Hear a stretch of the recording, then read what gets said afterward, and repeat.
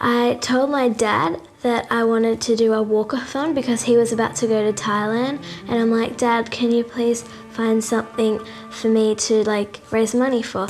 And so he went over, and then when he came back, he told me about human trafficking.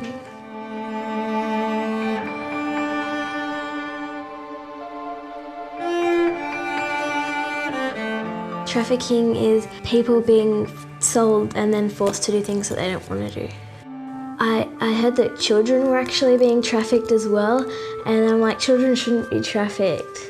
So I just wanted to help them because I know I wouldn't want to be trafficked, and because I have a family and get an education, and they get none of that. At Narara, we've been exploring a range of different issues around social justice, things like global economic inequality, human trafficking, things of that nature. And it had been quite a journey for us as a church. People seemed to be getting it, which was great. And then all of a sudden, out of the blue one day, my daughter showed this phenomenal interest. So I went to Thailand, was quite confronted, I've got to say, with human trafficking, particularly of children.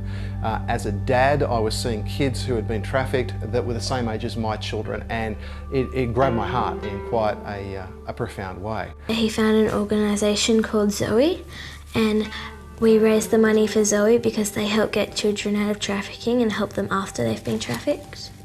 When I got home, I spoke with Emily about that and had to be fairly careful because of some of the things that children are made to do in Thailand who have been trafficked. Emily also had a similar reaction, and her heart was really grabbed by that thing. Well, I had a walkathon, and at my church there's an injustice team, and they helped me plan all that out. And then we did the walkathon, and there was a few hundred people, and we raised $11,000. This special funding that's come in has just been a huge answer to prayer.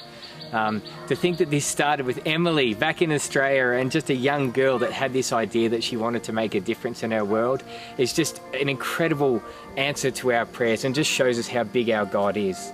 The money that's been raised by Nara Valley Baptist Church is helping our child rescue team here in Thailand. For me, one of the highlights was not just presenting the cheque, but being there when the Zoe leaders explained to the children of Zoe what we were doing there and how this money came to be with them. And they told them Emily's story.